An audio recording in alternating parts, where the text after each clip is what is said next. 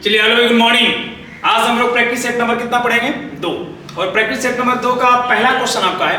Question दे रहा है कि x के पावर b माइनस सी इंटू बी प्लस सी, फिर गुणा का चिन्ह है, फिर कह रहा है कि x का पावर c माइनस ए इंटू सी प्लस ए, फिर गुणा का चिन्ह दे दिया गया है और x का power a minus b into क्या बोल रहा है, a प्लस b दे रहा है। तो हम लोग ये 7 क्लास का ही फॉर्मूला पढ़े होंगे कि a का पावर n गुणा a का पावर n बराबर क्या होता है, a का पावर n प्लस क्या होता है, n हो जाता है। मतलब ये हो रहा है कि बेसिक वाली संख्या किसी भी संख्या का जो घात हो और घात वाली संख्या अगर अलग अलग होती है लेकिन बेस वाली संख्या अगर एक समान होती है तो घात आपस में क्या हो जाता है, जुड़ जाता है। तो वही क्वेश्चन देखिए यहाँ पर भी है। अगर देखा जाए बाबू यहाँ पर x है, x का पावर ये घात है, यहाँ पर भी x है, x का पावर ये घात है, यहाँ पर भी x और x का पावर ये घात है, ठीक है ना। तो घात वाली संख्या आपस में क्या हो जाएगी, जुड़ जाएगी। पहले तो इसको गुणा कर लीजिएगा। अगर गुणा करेंगे मेरे भाई तो ये b में b से गुणा करेंगे तो ये हो जाएगा b स्क्वायर माइनस क्या हो जाएगा, c स्क्वायर। कैसे, इतना बड़ा लिखने की आवश्यकता नहीं है कि बारी बारी से गुणा करिएगा। इसमें गुणा करेंगे बाबू तो यहाँ पर हो जाएगा b स्क्वायर और फिर हो जाएगा प्लस bc हो जाएगी और फिर c में b से गुणा करेंगे तो माइनस bc हो जाएगा और फिर माइनस प्लस माइनस क्या हो जाएगा, c स्क्वायर हो जाएगा। तो माइनस bc और प्लस bc कट जाएगी, b स्क्वायर माइनस क्या हो जाएगा, सी स्क्वायर। तो आप इतना चीज को कम से कम स्टेप मत बढ़ाइए, लिखिए। फिर गुणा का चिन्ह है तो गुणा का चिन्ह दे दीजिएगा और फिर ये x का पावर कितना होगा, सी स्क्वायर माइनस क्या हो जाएगा, a स्क्वायर। फिर वही चीज है, गुणा का चिन्ह है तो गुणा का चिन्ह दे दीजिएगा और x का पावर कितना हो गया तो a में गुणा करेंगे तो हो जाएगा x स्क्वायर माइनस क्या हो जाएगा, b स्क्वायर हो जाएगा। और वही फॉर्मूला है कि जब बेस वाली संख्या अगर एक समान होती है, घात अलग अलग होता है तो घात जुड़ जाता है। घात जुड़ने का मतलब है कि x का पावर सबको जोड़िए तो हो जाएगा b स्क्वायर माइनस सी स्क्वायर प्लस सी स्क्वायर माइनस ए स्क्वायर, फिर प्लस फिर ए स्क्वायर माइनस क्या हो जाएगा, बी स्क्वायर। तो अब देखिए मेरे भाई यहाँ पर प्लस बी है, यहाँ पर माइनस बी है, यहाँ पर प्लस ए स्क्वायर है माइनस ए स्क्वायर है, प्लस सी स्क्वायर है माइनस सी स्क्वायर है। इसका मतलब x का पावर कितना होगा, 0। और एक फॉर्मूला ये भी 7 क्लास का होता है कि x का पावर 0 बराबर कितना होता है, 1 होता है। ऑप्शन क्या हो जाएगा, बी हो जाएगा। तो मेरे भाई इस प्रकार के प्रश्न को आपको बनाना ही नहीं है। अगर पेपर में आ जाएगा, अगर b minus C B plus C दे देगा और एक स्टेप और बढ़ा देगा a प्लस बी, फिर b प्लस सी और c प्लस a, यानी इसका मतलब है कि किसी x वाली संख्या का घात अगर अलग अलग दिया रहता है और इनटू में कितना भी बड़े स्टेप क्यों न दिया गया हो, इस प्रकार के प्रश्नों में हमेशा उत्तर कितना आता है, 1 आता है। नेक्स्ट क्वेश्चन देख लेते हैं। ये भी क्वेश्चन पूछा है, कई बार क्वेश्चन पूछा है। कह रहे हैं कि m के पावर n इंटू n के पावर n बराबर कितना है, 800 है। तो कह रहे हैं कि n बटे n का मान क्या होगा। तो ये बताइए कि मेरे भाई अगर m के पावर n है गुणे अगर n के पावर m है बराबर कितना है, 800 है। तो आप क्या करिएगा कि जो ये 800 संख्या दिया गया है, इस 800 संख्या को ऐसा गुणनखंड करिए कि जो ये घात के रूप में हो जाए। घात के रूप में लाने के लिए हम लोग क्या करेंगे मेरे भाई, 800 को तोड़ते हैं। ये हो जाएगा 4 दूना का 8 हो जाएगा, फिर 2 से तोड़ेंगे तो 2 दूना का 4 हो जाएगा, फिर 2 से तोड़ेंगे तो 100 हो जाएगी और फिर 50 दूना का 100 हो जाएगा, 25 दूना 50 हो जाएगा और ये 50 25 हो जाएगा। तो देखा जाए मेरे भाई कि 2 की पुनरावृत्ति कितने बार है, तब बोलेंगे सर कि 5 बार है। 1 2 3 4 क्या 5 बार है। तो ये 2 के पावर कितना हो जाएगा, 5 हो जाएगी। और ये 5 की पुनरावृत्ति कितने बार है, 2 बार है। तो बोलेंगे सर कि 5 के पावर कितना हो जाएगा, 2 हो जाएगा। अब देखिए बाबू ऊपर n है तो ऊपर 5 है, बेस वाली संख्या m है, बेस वाली संख्या 2 है। यहाँ भी देखो ऊपर 5 है, m बराबर 2 है, n बराबर 5 है। तो n बराबर कितना आ गया, 5 और n बराबर कितना आ गया, 2। क्या पूछ रहा है कि n बटा m का मान क्या होगा, यानी 5 बटा 2 करेंगे तो 2 दूना का 4 और 2 5 कितना हो गया, 10। ऑप्शन क्या हो जाएगा, 2.5। ऑप्शन क्या, सी हो जाएगी। नेक्स्ट क्वेश्चन देख लीजिए। अब नेक्स्ट क्वेश्चन देखा जाए, कह रहा है कि वह छोटी से छोटी संख्या ज्ञात करें। बहुत बड़ा क्वेश्चन है।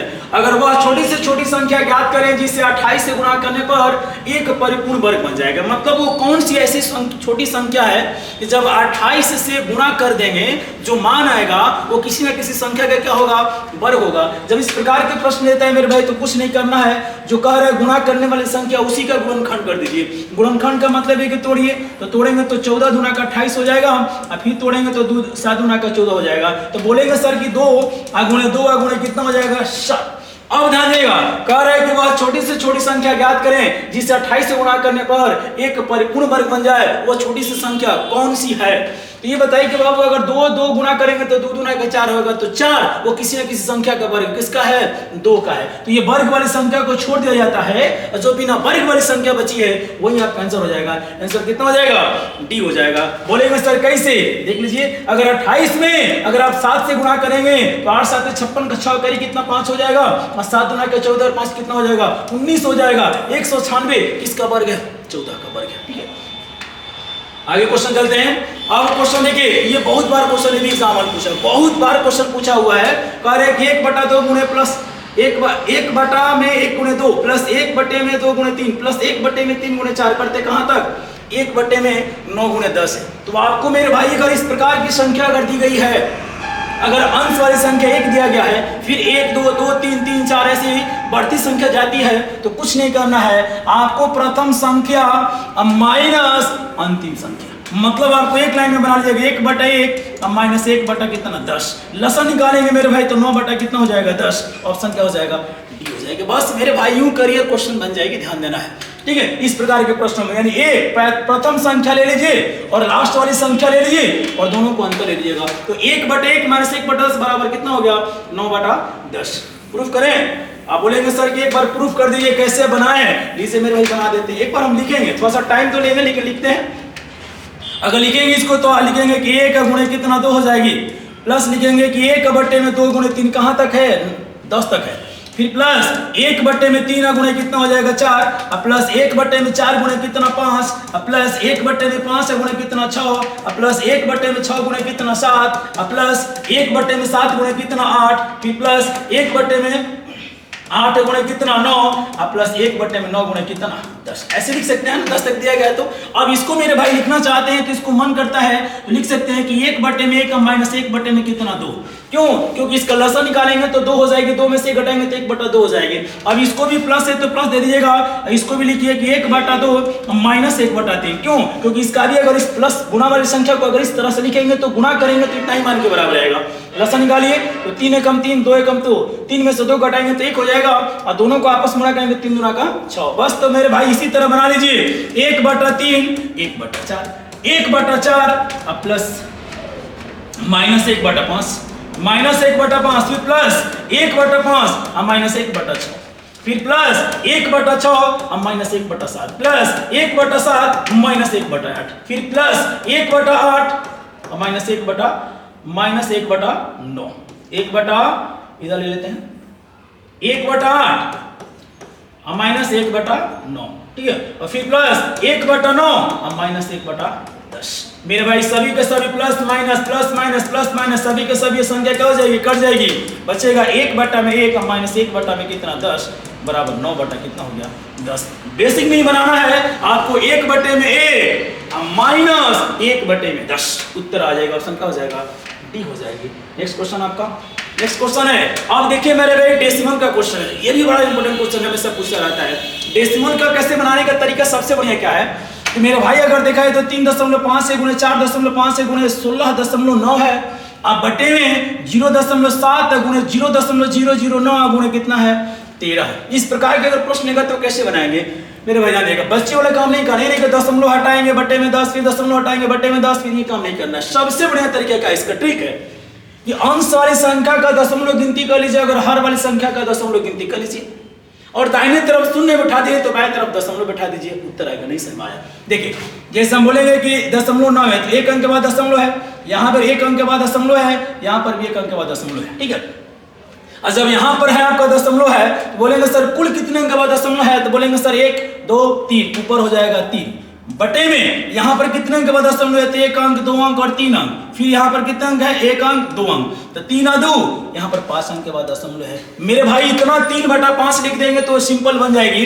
इसको डायरेक्ट बनेगा कि 35 अब 45 गुणे कितना 169 बटे में 7 गुणे 9 कितना 13। मेरे भाई डायरेक्ट बन गया।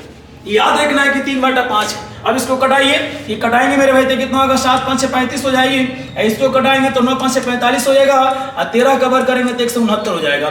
25 अब 25 और 25 में 13 से गुणा करेंगे तो 25 में 13 से करेंगे तो कितना हो जाएगा 325 हो जाएगी। अब ज्यादा नहीं ध्यान देना है, अगर अंश वाली संख्या कम होती है हर वाली संख्या ज्यादा होती है मेरे भाई तो दाहिने तरफ शून्य बैठाते हैं, और जब अंश वाली संख्या ज्यादा होती है हर वाली संख्या कम होती है तो बाएं तरफ शून्य बैठाकर दशमलव बैठाया जाता है। नहीं समझ में आ रहा है?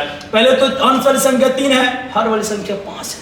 बस क्या करिए कि 5 - 3 बराबर कितना हो जाएगा 2 हो जाएगी। अब यहाँ पर क्या करना है कि जो 2 है वो 2 दाहिने तरफ 2 शून्य बैठा दीजिए। आकाश अगर ये उल्टा होता, अगर मान लेते हैं कि अगर ये 5/3 होता तो वही काम करेंगे, 5 - 3 बराबर कितना 2।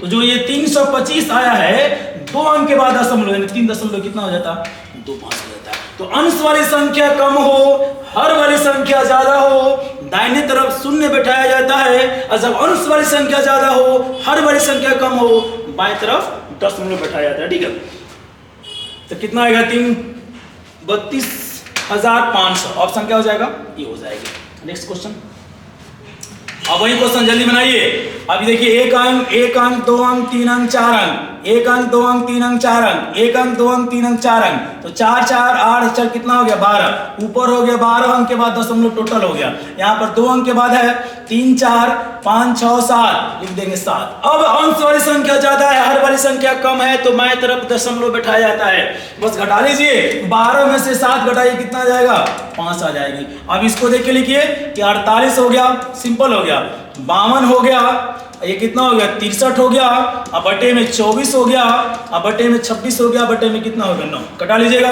तो अब यहाँ पर इसको कटाएंगे मेरे भाई, तो कितना हो जाएगा, इसको कटाएगा तो 24 दूना का कितना हो गया 48, ये 26 दूना कितना हो गया 52, और ये कटाएंगे तो 9 7 63 हो जाएगा, तो 2 दूना का 4 और 7 कितना हो गया आपका 28 हो गया। अब देखिए मेरे भाई, अंश वाली संख्या ज्यादा है, हर वाली संख्या कम है, बाएं तरफ दशमलव बैठाया जाता है। तो 12 में से 7 घटाएंगे तो 5, कितना के बाद दशमलव, तो 5 अंक के बाद। तो 1 अंक 2 अंक 3 अंक 4 अंक 5 अंक, ये क्या हो गया 0.000 कितना है 2। ऑप्शन क्या हो जाएगा, बी हो जाएगी। नेक्स्ट क्वेश्चन देखते हैं। अब देखिए नेक्स्ट क्वेश्चन आपका है, नेक्स्ट क्वेश्चन अब आगे पॉइंट बेकार है। यदि किसी संख्या में 5 7 तथा 11 से भाग दिया जाए तो शेष क्रमशः 4 6 तथा 10 बचता है। यदि दूसरी संख्या में 385 से भाग दिया जाए तो शेष क्या बचेगा मेरे भाई, ये भी बहुत बार क्वेश्चन पूछता है। देखिए कैसे बनाएंगे, तो सबसे बढ़िया तरीका क्या है, कह रहे कि अगर 5 7 और 11 से भाग करते हैं तो शेष 4 बचता है, 6 बचता है, 10 बचता है। अगर उसी संख्या में अगर 385 से भाग देते हैं तो शेष क्या बचेगा। अब देखिए मेरे भाई, सबसे बढ़िया ट्रिक है इसका, पहले तो क्या करें कि प्रथम संख्या का शेष लिख दीजिएगा, फिर प्लस। अब क्या करेंगे, दूसरी संख्या का शेष गुणे पहली संख्या, फिर प्लस तीसरी संख्या का शेष गुणे पहली संख्या और दूसरी संख्या। 5 गुणे कितना 7, ये हो जाएगा 4 प्लस 6 5 30 प्लस 6 7 5 35 यानी 350। सबको जोड़ दीजिएगा, कितना हो जाएगा 384। करेक्ट आंसर हो जाएगी। कितना होगा ऑप्शन 384, ऑप्शन डी हो जाएगा। आप इससे जानिएगा, ये बेसिक कंसेप्ट है मेरे भाई, बेसिक नहीं बनाना है आपको। एक लाइन में याद रखिएगा, जब इस प्रकार के प्रश्न दिया गया हो तो दोनों संख्याओं का अंतर निकालिए। इनका अंतर हमेशा अगर एक समान है तो डायरेक्ट बन जाएगा, और असमान है तो इनमें से कोई नहीं बोलेगा डायरेक्ट। जैसे कहने का मतलब है कि 5 में से 4 घटाएंगे तो 1 हो जाएगा, 7 में से 6 घटाएंगे तो 1 हो जाएगा, 11 में से 10 घटाएंगे तो 1 हो जाएगा। तो इन सभी संख्याओं का अगर अंतर जितना दिया गया है, 2 का अंतर हो तो जो लास्ट वाले संख्या पूछ रहा है उसमें घटा दीजिए, 3 का अंतर हो 3 घटा दीजिए, तो कितना अंतर है 1 का। तो 385 में से घटाएंगे तो 300 कितना आ गया 84। Correct answer. इतना लंबा नहीं बनाना है। नेक्स्ट क्वेश्चन आपका है, अब नेक्स्ट क्वेश्चन कह रहा है कि 4 अंकों की बड़ी सी बड़ी संख्या में क्या घटा दिया जाए कि प्राप्त संख्या 15 से क्या हो जाएगी, विभाज्य हो जाएगी। कह रहे हैं कि 4 अंकों की बड़ी सी बड़ी संख्या कौन सी है कि जब मेरे भाई अगर हम 15 से भाग करेंगे तो पूरी तरह से क्या हो जाएगी, कट जाएगी। लेकिन कह रहा है क्या घटा दिया जाए। अब ये होता है कि 4 अंकों की बड़ी सी बड़ी संख्या का मतलब मेरे भाई क्या बोलेंगे 4 × 9। कह रहा है कि जब हम 15 से भाग करते हैं तो पूरी तरह से कट जाना चाहिए। तो 4 अंकों की बड़ी सी बड़ी संख्या में कौन सी संख्या घटा दिया जाए, तो संख्या अनंत है। तो क्या करिएगा कि जिस संख्या से बोलेगा कट विभाजित हो जाए उसी संख्या को लेकर बड़ी संख्या में भाग करिएगा। तो 15 छक्का कितना हो गया 90 हो गया, 9 हो गया, 9 हो गया। अब ये 15 छक्का कितना हो गया 90, 9 हो गया, फिर 9 उतार दिया, 15 छक्का 90, शेष कितना बच गया 9। बस आपका उत्तर हो गया 9। जो शेष बचा है वो शेष वाली संख्या 4 अंकों की बड़ी संख्या में से घटा दीजिए। यानी हम कह सकते हैं कि जो 99 90 आएगा वो किससे कट जाएगी 15 से। ऑप्शन क्या हो जाएगा बी हो जाएगा, B4 बहुगुणित द करेक्ट आंसर हो जाएगी। आप कह रहे हैं यदि किसी गोले की त्रिज्या को दुगुना कर दिया जाए तो बताएं कि उसके पृष्ठ क्षेत्रफल में कितने प्रतिशत की वृद्धि हो जाएगी। क्षेत्रवृद्धि का क्वेश्चन है, बहुत इंपॉर्टेंट क्वेश्चन आपका है। आप कह रहे हैं यदि किसी गोले की त्रिज्या को दुगुना कर दिया जाए तो बताएं कि उसके पृष्ठ क्षेत्रफल में कितने प्रतिशत की वृद्धि हो जाएगी। अच्छा ये बताइए कि बाबू गोला है, तो मान लेते हैं कि माना जो गोले की जो त्रिज्या होगी, त्रिज्या बराबर क्या मान लें r, त्रिज्या r को कह रहे हैं कितना गुना कर दिया जाए, यानी मेरे भाई कह रहे हैं कि त्रिज्या को यानी r को कितना गुना, दुगुना कर दिया जाए। तो कह रहा है उसके पृष्ठ क्षेत्रफल में कितने प्रतिशत की वृद्धि होगी। ये बताइए बाबू कि गोले का अगर हम निकालते हैं तो गोले का अगर हम पृष्ठ क्षेत्रफल निकालते हैं तो गोले का पृष्ठ क्षेत्रफल होता है 4 पाई r स्क्वायर होता है। ये 4 हो गया, पाई हो गया, ये r को कह रहे हैं कि दुगुना कर दिया जाए, मतलब 2r कर दीजिए, इसका पहले से स्क्वायर है तो गुना करेंगे तो कितना होगा, 2 दूना के 4, अच्छा 4 का 16 पाई r स्क्वायर हो जाएगा। तो हम कह सकते हैं कि जो गोले का पृष्ठ क्षेत्रफल है वो 4 पाई r स्क्वायर होता है, और जब r को आप दुगुना कर देते हैं तो अब वो पृष्ठ क्षेत्रफल कितना हो जाता है, तो बोलेंगे सर कि 16 पाई r स्क्वायर हो जाता है। तो जब ये 16 पाई r स्क्वायर हो जाता है तो ये बताइए कि पहले का पृष्ठ क्षेत्रफल 4 पाई r स्क्वायर होता है, अब वो बढ़कर कितना हो गया है, 16 पाई r स्क्वायर हो गया। तो कितने का वृद्धि हुआ है, तो बोलेंगे सर कि 16 पाई r स्क्वायर माइनस 4 पाई r स्क्वायर, तो घटाएंगे तो कितना होगा, अब बोलेंगे सर कि 12 पाई r स्क्वायर हो जाएगी। तो अब हम आपसे पूछते हैं क्वेश्चन का कि कितना का वृद्धि हुआ है, तो हम पढ़ेंगे कि वृद्धि प्रतिशत बराबर होता है कितना, कि वृद्धि गुणे 100 बटे में क्या होता है, मूल मान, तो मूल मान पहले कितना है, 4 पाई r स्क्वायर है। अब इसको कटा लीजिए मेरे भाई, जब इसको कटाएंगे तो कितना हो जाएगा, ठीक है 4 3 12 3 हो जाएगी, अब 4 पाई कट जाएगा, यानी हम कह सकते हैं कि 300% की क्या हो जाएगी, वृद्धि हो जाएगी।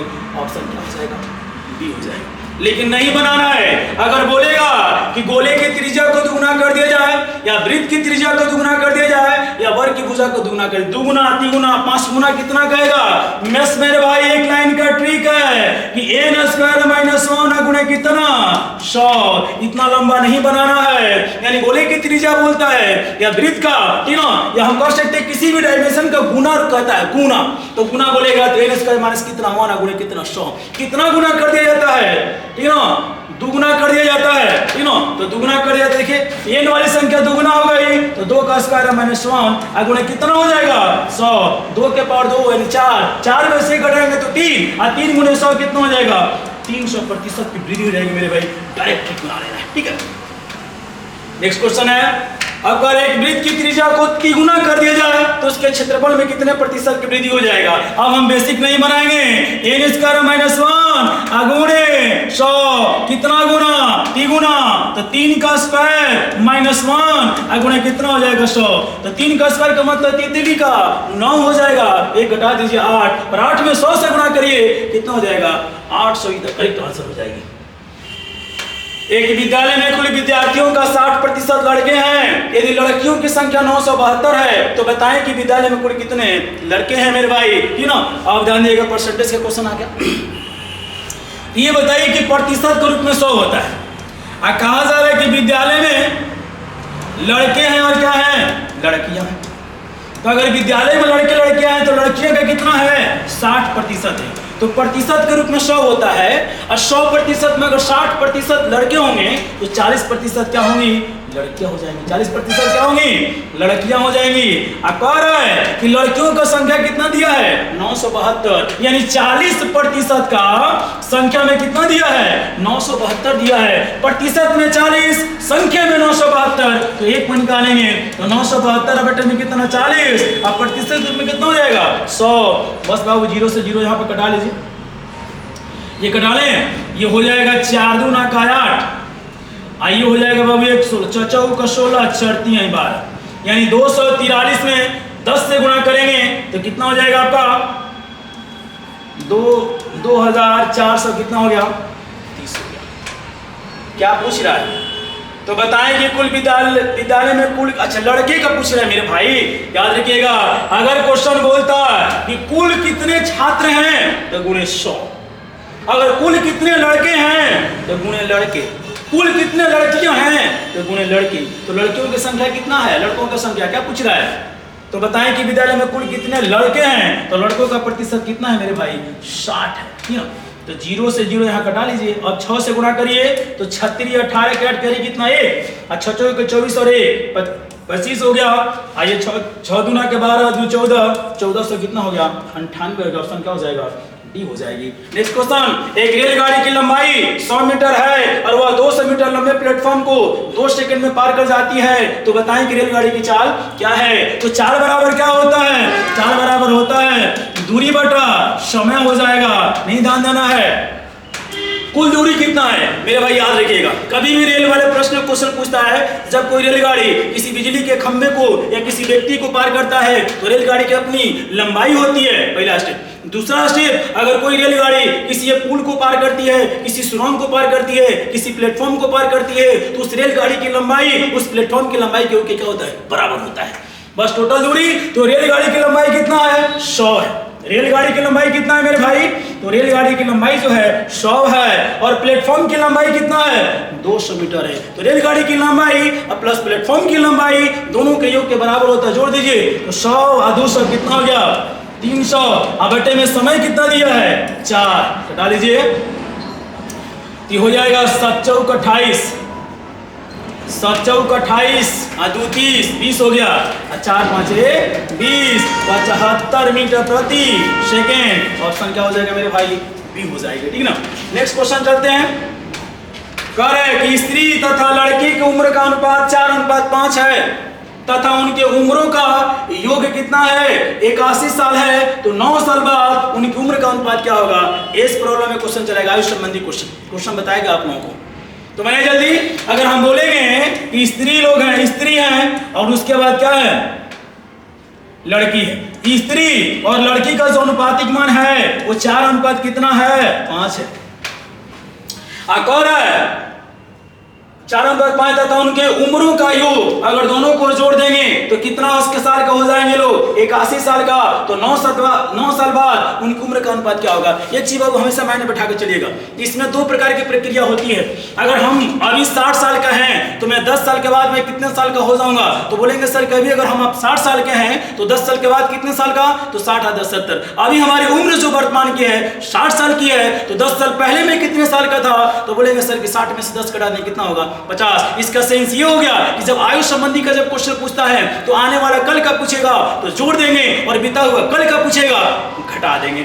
अब चलेगा हम ट्रिक बनाएंगे। स्त्री का पूछ रहा है तो पहले लिख दे स्त्री 4, योग पूछ रहा है तो 5 4 9, का कितना है 81, कितने साल बाद 9 साल बाद का मतलब प्लस, बस बन जाएगा।